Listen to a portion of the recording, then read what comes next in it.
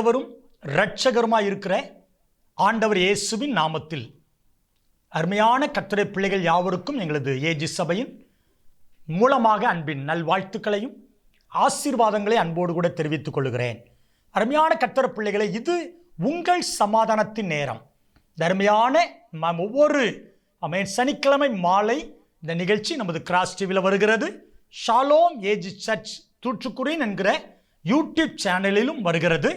பார்த்து ஜெபிக்கவும், ஜெபிக்க விரும்பினால் தொடர்பு கொள்ளவும், ஒருவேளை ஏதாவது ஆலோசனை வேண்டும் என்று சொன்னால் ஸ்தோத்திரம் உங்களுடைய ஜெபத்தில் கான்டாக்ட் பண்ண உங்கள் அன்போடு கூட ஸ்தோத்திரம் என்னுடைய தொலைபேசி எண்ணில் நீங்கள் ஜெபிக்க கான்டாக்ட் பண்ண உங்களை இயேசுவின் நாமத்தில் அன்போடு கூட கேட்டுக்கொள்கிறேன். ஒருவேளை நீங்கள் எங்களோடு ஆலயத்தில் வந்து எங்கள் ஆலயத்தில் ஆராதிக்க விரும்பினால் ஸ்தோத்திரம் 3 ஆராதனைகள் ஆலயத்தில் நடக்குது. காலை 2 ஆராதனை, மாலை 1 ஆராதனை நடக்கிறது. ஆண்டவர் நல்லவர். இந்த செய்தி முடித்தவுடனே என்னுடைய ஆலய ஆராதனை ஒழுங்குகள் போடப்படும். அந்த நேரத்தில் நீங்கள் வந்து பங்கு பெறலாம்.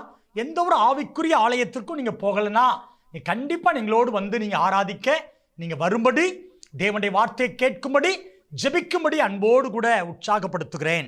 இந்த மாலை நேரத்திலும் சங்கீதம் 37வது அதிகாரம் அதனுடைய 5வது வசனத்தை நான் வாசித்து அதிலிருந்து சில காரியங்களை சொல்லி உங்களுக்காக ஜெபிக்கிறேன். உன் வழியை கர்த்தருக்கு ஒப்புவித்து அவர் மேல் நம்பிக்கையாயிரு, அவரே காரியத்தை வாய்க்க பண்ணுவார். இந்த வசனம் எல்லாரும் கேட்டதான். அருமையான கர்த்தருடைய பிள்ளைகளே, ஸ்தோத்திரம், உன் வழியை கர்த்தருக்கு ஒப்புவித்து, ஸ்தோத்திரம், ஆண்டவருக்கு மகிமை, ஸ்தோத்திரம், அவரே காரியம் வாய்க்க பண்ணணும். சிலர் சொல்லுவாங்க, இதை செய்தாலுமே வாய்க்கவே மாட்டிக்கு பிரதர் பாஸ்டர், எதை கை தொட்டாலும் நஷ்டமா தான் வருது, ஒரு மேன்மை வருவதில்லை. ஆனால் சிலர் சொல்லியிருக்கிறாங்க, ஆண்டவர் நல்லவர், நான் செய்கிற எல்லாவற்றையும் கர்த்தர் ஆசீர்வதிக்கிறார், என்னை விருத்தியடை செய்கிறார். ஒருத்தர் நான் செய்கிறது ஒன்றும் வாய்க்கல, இன்னொருத்தவங்க நான் செய்வது எல்லாவற்றையும் கர்த்தர். ஏன் ஆண்டவர் மாறினவரா? இல்லை. ஸ்தோத்திரம், சில நேரங்களில் நம்ம ஸ்தோத்திரம் வழியை ஆண்டவர் சமூகத்தில் ஒப்புக்கொடாம நம்ம ஒருவேளை செய்கிற காரியம் அப்படி செய்வோம்னு சொன்னால் ஒருவேளை வாய்ப்பது இல்லையோ. அருமையான கர்த்தருடைய பிள்ளைகளை பாருங்க, உதாரணத்துக்கு ஒரு சம்பவத்தை சொல்லிட்டு சில காரியத்தை உங்களோடு சொல்லுகிறேன். பேதுரு படகுல ராம் முழுவதும் பிரயாசப்பட்டு ஒன்றுமே கிடைக்கல அப்படின்னு சொல்லி பேதுரு அங்க நிற்கிறதை நம்ம எல்லாரும் பார்க்கிறோம்.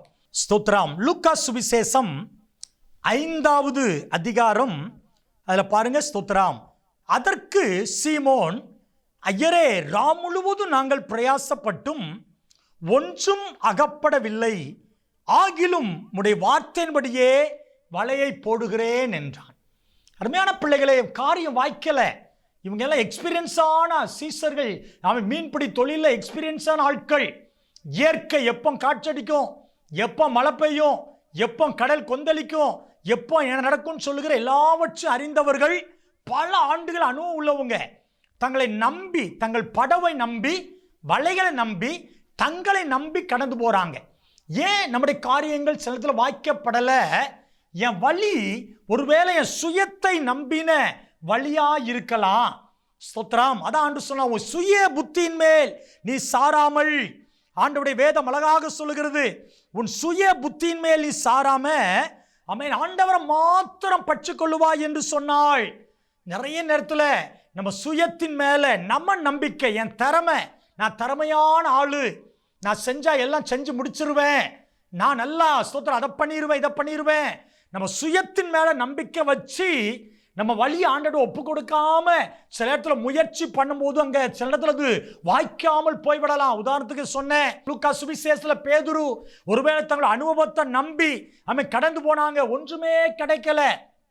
ஆனாலும் சொல்றாங்க, ஆண்டவரே உமது வார்த்தையின் படியே ஸ்தோத்திரம், நான் வலையை போடுறேன்ப்பா.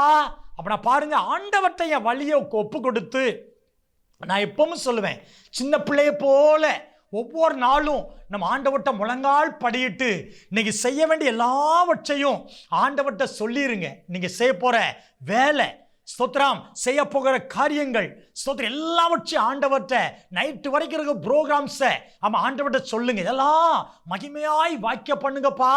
வீணான கஷ்டங்கள் பண விரயம், நேர விரயம் எல்லாவற்றையும் கர்த்தர் விளக்கி நம்மை பாதுகாக்க தேவன் உண்மையுள்ளவரா இருக்கிறார். உங்க வழி சுயத்தை நம்பின வழியா இருக்க வேண்டாம். பாருங்க, ஆண்டவருடைய வேதம் அழகாக சொல்லுகிறது பாருங்களேன். கர்த்தருக்கு மகிமை உண்டாகட்டும், தேவனுடைய வழி உத்தமமானது. ஸ்தோத்திரம். அவர்கிட்ட ஒப்பு கொடுத்தா உத்தமமான காரியத்தை அவர் செய்ய அவர் வல்லமையுள்ளவரா இருக்கிறார். கர்த்தருக்கு மகிமை உண்டாகட்டும். கர்த்தாவே ஒரு வழியை எனக்கு தேவையும். சங்கீதம் 25:4 சொல்றாரு, ஆண்டவரே உமது வழி, நான் நடக்க வேண்டிய வழியை காட்டுங்கப்பா. ஸ்தோத்திரம். ஏன்னா தேவனுடைய வழி உத்தமமான வழி. நீங்க அவருடைய சமூகத்துல தேவனுடைய வழிக்காக ஜெபம் பண்ணுவீங்கன்னா அந்த உத்தமமான வழியில கர்த்தர் நடக்க செய்வாரு. அவருடைய வழி நமக்கு வெளிப்படுத்துகிற தேவாவியானவர் நிச்சயமாய் நமக்கு அவருடைய வழியை அவர் வெளிப்படுத்துவார். கர்த்தருக்கு மகிமை உண்டாகட்டும். பாருங்க, சங்கீதம் 25:12 கர்த்தருக்கு பயப்படுகிறவன் எவனோ அவனுக்கு தான் தெரிந்து கொள்ளுகிற வழியை ஸ்தோத்திரம் காட்டுவாராம். அருமையான தேவனுடைய பிள்ளைகளே, நம்ம கர்த்தருக்கு பயந்து நடக்கும்போது நான் நடக்க வேண்டிய வழியை எனக்கு காட்டு. ஆசீர்வாதத்தை பாருங்களேன். கர்த்தருக்கு பயப்படுறதுனால என் வழியை செவ்வையாக்குகிறார். கர்த்தருக்கு பயப்படுறதுனால வழி எனக்கு காட்டுகிறார்.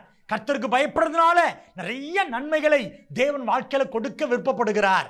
ஸ்தோத்திரம். பாருங்க, இரண்டாவது ஆண்டுடைய வேதம் சொல்லுகிறது பாருங்களேன். கர்த்தருக்கு மகிமை உண்டாகட்டும். ஸ்தோத்திரம். பாருங்க, உன் வழியை கர்த்தருக்கு ஒப்புவித்து அவர் மேல் நம்பிக்கை. 2 வழி ஆண்டு சொல்லு. நீதிமானுடைய வழி, இரண்டாவது துன்மார்க்குடைய வழி. ஸ்தோத்திரம். இந்த வசனத்தை நான் உங்களுக்கு சொல்லுகிறேன். ஆண்டவருடைய நல்ல நாமத்திற்கு மகிமை உண்டாவதாக. ஸ்தோத்திரம். ஸ்தோத்திரம். ஆண்டவர் நல்லவர். பாருங்க, ஸ்தோத்திரம். சங்கீதம் 1 அதிகாரம் 6 வசனத்தை சொல்லுகிறேன். கர்த்தர் நீதிமானின் வழியை அறிந்திருக்கிறார், துன்மார்க்கனின் வழியோ அழியும். அருமையான தேவனுடைய பிள்ளைகளே, நம் ஆண்டவர் யாரு? ஸ்தோத்திரம். நீதிமானின் வழியை அறிந்தவர். என் வழி ஸ்தோத்திரம் 3 வழியை சொல்றேன். ஒன்று, சுய புத்தியின் மேல சார்ந்து நடக்கிறதான வழி. இரண்டாவது, நான் ஒரு நீதிமான், நான் கர்த்தரை நம்பி அவர் வழியில நான் உத்தமத்தோடு நடப்பேன் என்கிற வழி. மூணாவது, துன்மார்க்குடைய வழி. ஸ்தோத்திரம். யோசித்து பாருங்க, துன்மார்க்கன் வழியும் அழியும். துன்மார்க்கன் என்ன யாரையும் நம்ப மாட்டான். ஸ்தோத்திரம். தன் துன்மார்க்கர் தனத்துல தான் நடக்கும்படியாக அவன் செய்கிறான். அருமையான பிள்ளைகளே, ஸ்தோத்திரம். இதுல இருந்து நம்ம கற்றுக்கொள்ள வேண்டிய காரியம் என்ன தெரியுமா? என் வழி எல்லாவற்றையும் நான் ஆண்டவர்கிட்ட ஒப்பு கொடுக்கணும். பாருங்க, அன்னாளை குறித்து நான் சில வழியை ஒப்பு கொடுத்த சில நீதிமான்களை நான் சுருக்கமா உங்களோடு நான் பகிர்ந்து கொள்றேன். அன்னாளை பாருங்க, ஆலயத்துக்கு போறாங்க. ஸ்தோத்திரம். அவங்களுக்குள்ள தேவை, அந்த தேவையான காரியத்தை ஆண்டவர்கிட்ட சொல்றாங்க. ஸ்தோத்திரம். ஆண்டவர் பாருங்களேன், அங்க அவளுக்கு ஆண்டவர் அன்னாளுக்கு அற்புதமான ஒரு காரியத்தை அவர் நிறைவேற்றினார் என்று வேதத்தில் பார்க்கிறோமே. பிள்ளைகளே, உங்க வழி என்ன வழியா இருந்தாலும், ஒரு தேவை நிறைந்த காரியமா இருந்தாலும், கஷ்டமான சூழ்நிலையா இருந்தாலும், அல்லது கர்த்தருக்கு மகிழ்ச்சியான தருணமா இருந்தாலும், எல்லாவற்றையும் அவர் கரத்துல நீங்க ஒப்பு கொடுங்க. அதான் சங்கீதக்காரன் சொல்லுகிறான், நான் விரும்பினதை அவர் செய்ய அவர் உண்மையுள்ள தேவனாய் மகிமையுள்ள ஆண்டவராய் இருக்கிறாரே. ஸ்தோத்திரம். இன்னொரு வழியை சொல்லுகிறேன். ஸ்தோத்திரம். பாருங்களேன், அப்போஸ்தலர் நடபடிகள்ல 27 அதிகாரம் 11 வசனத்தை, அந்த வசனத்தை மட்டும் சொல்றேன். 100க்கு அதிபதி பவுலினால் சொல்லப்பட்டவர்களை பார்க்கிலும் மாலுமியையும் கப்பல் எஜமானனையும் அதிகமாய் நம்பினான். ஸ்தோத்திரம். மற்றவங்களை நம்பி நடந்தார். ஆண்டவருக்கு மகிமை உண்டாகட்டும். இங்க ஒரு ஊழியக்காரர் சொல்றாரு பாருங்களேன், நம்ம யாத்திரை பண்ணுவது நம்ம கஷ்டமான காரியத்தை உண்டாக்கும். எனவே யாத்திரை பண்ண வேண்டாம். இவங்க பெரிய பிரயாணம் எருசலேமுக்கு நேரா பிரயாணம் பண்றாங்க. ஸ்தோத்திரம். 100க்கு அதிபதி, போர் சேவகர்கள், நிறைய குற்றவாளிகள் இருந்திருக்கலாம், நிறைய போர் தளவாடங்கள், சாப்பாட்டு காரியங்கள் திரளான அந்த கப்பல்ல கொண்டு போறாங்க. அப்ப பவுல் சொல்லுகிறார், இந்த பிரயாணம் நம்ம ஆபத்தா முடியும். ஸ்தோத்திரம். ஊழியக்காரன் சொல்றத அவங்க இல்ல மக்களுக்கு கேட்க மனசே இல்லை. இதை பார்க்கிற தேவனுடைய பிள்ளைகள், ஆலயத்துக்கு போற கர்த்தருடைய பிள்ளைகள் இங்க இருக்கலாம். ஒருவேளை ஸ்தோத்திரம், தேவனுடைய பிள்ளைகள் யாரா இருந்தாலும் ஒருவேளை உங்களுக்கு ஒரு தேவனுடைய மனிதன் உங்க குடும்பத்தை குறித்தோ, உங்க வியாபாரம் குறித்தோ, உங்க பிள்ளைகள் காரியத்தை குறித்தோ யாராவது உங்களுக்கு ஒரு ஆலோசனை கொடுத்து இந்த வழியில நீ போமா அப்படின்னு சொன்னாங்கன்னா அவருக்கு என்ன தெரியும்? என் சூழ்நிலை தெரியுமா? ஸ்தோத்திரம். அவர் போனாதான் தெரியும். சொல்லாதீங்க. ஆமென். ஸ்தோத்திரம். ஒரு தேவனுடைய மனிதன் சுமித் விக்கில் சோட்டு தான் நினைக்கிறேன், நான் பேரை மறந்துட்டேன். அவர் ஒரு வீட்டுக்கு சாப்பிடும்படி அவர் மீட்டிங் கூப்பிட்டுருந்தாராம். ஒருவேளை நான் பிரசங்கத்தில் சொல்லியிருக்கலாம். அருமையான கர்த்தர் பிள்ளைகளே, வீட்டில் உட்காந்து அமேன் ஸ்தோத்திரம் பேசிக்கிட்டே சாப்பிட்றாங்க. மதியம் அமேன் ஸ்தோத்திரம் ஆகாரம் சாப்பிட்றாங்க. ஸ்தோத்திரம் சாப்பிட்ட உடனே ஏத்தாலும் ஒரு வாலிப பையன் உட்கார்ந்து இருந்திருக்கிறான். இவர் அமேன் ஸ்தோத்திரம் சாப்பிட்டுட்டு அந்த பையனை பார்த்து இப்படி ஒரு வார்த்தை சொன்னாராம், தம்பி நீ செப்பல் கடையில் போய் ஷூ, உனக்காக ஒரு ஷூ வாங்கிக்கோப்பா அப்படி சிரிச்சுட்டு சொல்லிட்டு சாப்பிட்டுட்டு அவனை போயிட்டு வரேன் அப்படின்னு அவர் போயிட்டாராம். மீட்டிங்காக போயிட்டாராம். இந்த பையன் ஏங்கி அழுதுருக்கிறான். ஸ்தோத்திரம். அப்பா அம்மா ஏன்பா அழுற? இந்த ஊழியக்காரர் நீங்கள் சாப்பாடு கொடுத்தீங்க, இந்த ஊழியக்காரனை கேலி பண்ணி கிண்டல் பண்ணிட்டு போயிட்டாரு. அவர் என்ன சொன்னாரு? எனக்கு கால் இல்லைன்னு தெரியும், எனக்கு கால் இல்லைன்னு தெரிஞ்சுமே நீ ஒரு ஜோடி ஷூ வாங்கி காலில் போட்டுக்கோன்னு சொல்லிட்டு போயிட்டாரு. நான் அழுதுருக்கான். உடனே அப்பா அம்மா சொல்லியிருக்காங்க, ஒரு ஊழியக்காரரு, அவருக்கு கால் இருக்குமா இல்லையான்னு தெரியாது இல்லப்பா, அதெல்லாம் பெருசுப்படுத்தாதே. இவனுக்கு ஸ்தோத்திரம் அவர் மேலே வைராக்கியம், கசப்பு, கோபம். ஸ்தோத்திரம் இப்படி பண்ணிட்டாரு எங்க மேலே சாப்பிட்டு பண்ணிட்டாருன்னு சொல்லி வேதனையோட பெட்ரூமில் போய் அழுதுகிட்டு இருக்கான். அப்போ ஆண்டவர் அவனை பேசியிருக்கிறாரு, அவன் என் ஊழியக்காரன், அவன் என்ன சொன்னானோ நீ செய் அப்படின்னாராம். அருமையான பிள்ளைகளே, ஸ்தோத்திரம் தம்பி என்ன செஞ்சான் தெரியுமா? அடுத்த நாள் காலையிலே எந்திரிச்சான். ஸ்தோத்திரம் வேகமா தன்னுடைய வண்டி எடுத்தான். ஆண்டவர் நல்லவர். ஒரு ஆளையை கூட்டு வேகமா செப்பல் கடைக்கு போனான். கர்த்தருக்கு மகிமை. செப்பல் கடை அதுக்குள்ளேயும் திறக்கவே இல்லையா. திறக்காம இருக்கும்போதே அந்த வாசல்ல போய் நின்றுக்கிறான். செப்பல்கார கடையை திறந்த உடனே எனக்கு ஸ்தோத்திரம் ஒரு ஜோடி ஷூ தாங்கன்னு கேட்டிருக்கிறான். உடனே செப்பல்காரன் மேலேருந்து கீழே ஒரு, தம்பி நீயே ஸ்தோத்திரம் அவன் இந்த வண்டியில் வந்திருக்கிற, உனக்கு நான் என்ன சைஸில் செப்பல் தர முடியும்? நீ என்ன கேலி பண்ணுறியா, விளையாடுறியா? எனக்கு ஷூ வேணும். சரிப்பா உனக்கு என்ன ஷூ வேணும்? ஒரு நம்பரை சொல்லியிருக்கிறான். ஸ்தோத்திரம். அவர் கடையை திறந்து அவனோட பணத்தை வாங்கி அந்த ஷூ எடுத்து அவன் கையில் கொடுத்துருக்கிறார். அந்த புஸ்தகத்தை தேவன மனுஷன் அந்த புஸ்தகத்தை எழுதியிருக்கிறார். அவன் ஷூவை கையில் வாங்கும் பொழுது அவன் கால் அப்படியே வளர்ந்ததான். அந்த ஷூ எத்தனை நம்பர் ஷூவோ அதுக்கு ஏற்ற விதமாய் அந்த கால் வளர்ந்ததாக அந்த புஸ்தகத்தில் எழுதப்பட்டது. பிள்ளைகளே, ஒரு தேவனுடைய மனிதன் உங்க வீட்டுக்கு வந்து ஸ்தோத்திர ஆலோசனை கொடுப்பார் என்று சொன்னால், தேவனுடைய மனிதன் வாயிலிருந்து ஆசீர்வாதமான வார்த்தைகள் வரும் என்று சொன்னால் பிடித்துக் கொள்ளுங்கள். ஆலயத்தில் கர்த்தருடைய வார்த்தையை பிடித்துக் கொள்ளுங்கள். நம்ம வழி உத்தமமான வழியா இருக்கட்டும். என் வழி கர்த்தருக்கு பிரியமான வழியா இருக்கட்டும். என் வழி நீதிமான் அவன் வழியாக இருக்கட்டும்.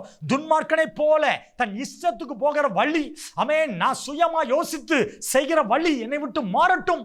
ஆண்டு சமூகத்தில் காத்திருந்து ஆலோசனை பெற்றுக்கொண்டு வேதத்தில் அவன் டெய்லி வேதத்தை திறந்து வாசித்து ஆலோசனை பெற்றுக்கொண்டு, ஊழியக்காரன்ட்ட நல்ல ஆலோசனை பெற்றுக்கொண்டு, நீதிமான்ட்ட ஆலோசனை பெற்றுக்கொண்டு என் வழியை நான் ஆண்டவர்கிட்ட ஒப்புவிப்பேன்னு சொன்னா, அங்க பைபிள் சொல்லுது, உன் வழியை கர்த்தருக்கு ஒப்புவி. மகளே, உன் பிள்ளைகளுக்கான காரியமாகிய வழி, பிசினஸ்க்கான வழி, ஸ்தோத்திரம் அவன் குடும்பத்துக்கான வழி, எல்லாவற்றையும் நீ ஆண்டவர் சமூகத்தில் ஒப்புவித்து நீ அவர் மேல் நம்பிக்கை. அங்க சொல்றாரு பாருங்க, நான் வழியை மாத்திரம் ஒப்புவிச்சு இருந்துராத, நம்பிக்கையோட காத்திரு. நான் சொல்லி நிறைவு செய்கிறேன், நிச்சயமாய் முடிவு உண்டு, உன் நம்பிக்கை வீண் போகாது. திருமண வார்த்தை சொல்லி நான் ஜெபிக்கிறேன். அன்பு பிள்ளைகளே, உங்கள் வழிகளை கர்த்தருக்கு ஒப்புவித்து அவர் மேல் நம்பிக்கையாய் இருங்க. அவரே உங்கள் காரியத்தை வாய்க்க பண்ணப்பா. என் காரியத்தை நீங்க வாய்க்க பண்ணுங்கப்பா. ஸ்தோத்திரம். நாம் ஒரு நீதிமானாய் ஸ்தோத்திரம் இருந்து என் வழியில நான் போவேன் ஆண்டவரே. ஸ்தோத்திரம். சுயத்தை நம்பி என் வழியில போக மாட்டேன்ப்பா. துன்மார்க்குடைய வழியில நான் பிரவேசிக்க மாட்டேன்ப்பா. ஸ்தோத்திரம். நான் என் வழியெல்லாம் ஒரு கரத்தை ஒப்பு கொடுக்கிறேன்னு சொல்லி நம்முடைய பாதைகள், நம்முடைய தொழில், நம்முடைய வருமானம், நம்முடைய காரியத்தை எல்லாவற்றையும் ஆண்டோட ஒப்பு கொடுத்து ஆண்டோட காத்திருக்கலாமா? ஸ்தோத்திரம். ஜெபிப்போமா? உங்களுக்காக நானும் ஜெபிக்கிறேன். அன்பின் ஆண்டவரே, உன் வழியை கர்த்தருக்கு ஒப்புவித்து அவர் மேல் நம்பிக்கையாயிரு என்று சொன்னீங்களப்பா. அன்றைக்கு அப்பா பேதுரு, ஆண்டவரே ஸ்தோத்திரம், ஆண்டவரே நன்றி அப்பா, வழியெல்லாம் ஒப்பு கொடுத்து ஆண்டோடைய வார்த்தையின்படியே வலைய போட்டாங்கப்பா. அந்நாள் தன் வழியை ஆண்டு ஆலயத்தில் போய் ஒப்பு கொடுத்து ஆண்டு சமூகத்தில் காத்திருந்தாங்க. பல பரிசுத்தவான்கள் தங்கள் வழியெல்லாம் உங்களுக்கு ஒப்பு கொடுத்து காத்திருந்தாங்க. அவங்க யாரையுமே வெட்கப்படுத்தலை.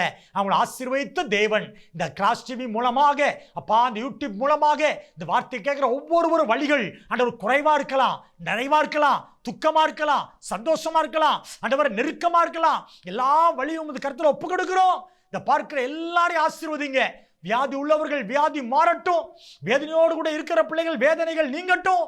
கண்ணீரின் பாதைகள் மாறட்டும். என்னென்ன அற்புதம் ஒவ்வொரு ஜனங்களுக்கு தேவையோ அந்தந்த காரியத்துல அற்புதமான கர்த்தருடைய கரம் அற்புதமான காரியத்தை இயேசுவின் நாமத்துல செய்வதாக என்று சொல்லுகிறேன். அதை பார்த்து எல்லாரையும் பேர் பேராய் தனித்தனியாய் ஆசீர்வதிங்கப்பா. காரியத்தை எல்லாருடைய காரியத்தையும் நீங்களே வாய்க்க பண்ணுங்க. ஏசப்பாவின் நல்ல நாமத்தில் பார்த்த எல்லாரையும் ஆசீர்வதித்து ஜெபிக்கிறோம் எங்கள் நல்ல பிதாவே. ஆமென், ஆமென். God bless you. God bless you.